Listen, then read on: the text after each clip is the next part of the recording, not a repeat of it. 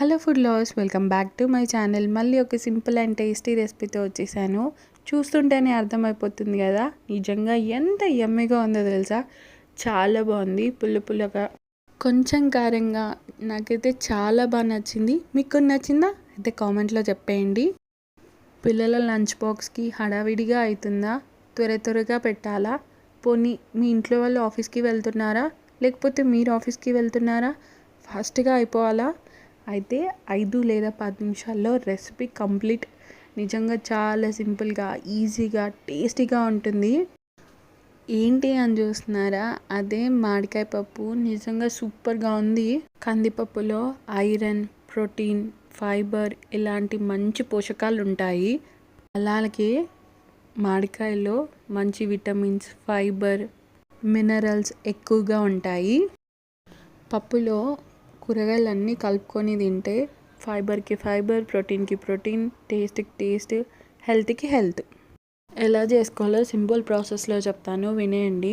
ఇంకొకటి, పప్పు తొందరగా మెత్తగా ఉడకాలి అని అంటే కొద్దిసేపు పప్పు నానబెట్టుకోండి. మంచిగా కుక్కర్లో పప్పు కడుక్కొని క్లీన్ చేసుకోండి.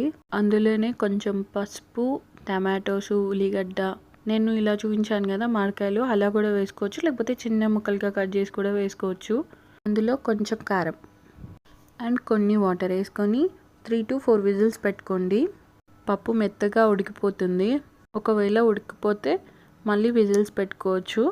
మామిడికాయలు ఎక్కువగా ఉడికించకుండా మెత్తగా అయ్యేంత వరకు ఉడికిస్తేనే రుచి చాలా బాగుంటుంది.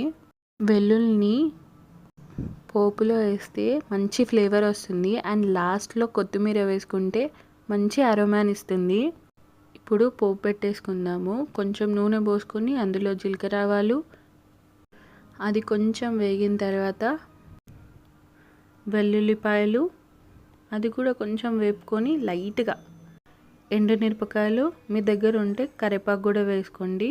అండ్ లాస్ట్లో కొత్తిమీర వేసుకుంటే మన పోపు రెడీ. ఈ పోపుని తీసి పప్పులో కలిపేసుకోండి. అండ్ లాస్ట్లో పప్పులో మీ టేస్ట్కి తగ్గట్టు సాల్ట్ వేసుకోండి. మీకు పప్పు కొంచెం గట్టిగా అనిపిస్తే అదే పోపు బాండీలో కొన్ని వాటర్ వేసుకొని మసలబెట్టుకొని ఇందులో పోసుకోండి. అంతే, మన యమ్మీ సింపుల్ మామిడికాయ పప్పు రెడీ. ఈ సింపుల్ రెసిపీ మీకు ఎలా అనిపించింది? ఈ రెసిపీని మీరు కూడా ఇంట్లో ట్రై చేసి ఎలా వచ్చిందో కామెంట్లో చెప్పడం మర్చిపోవద్దు. మామిడికాయ పప్పుని అన్నంతో తిన్నా, జొన్న రొట్టెతో తిన్నా చాలా బాగుంటుంది.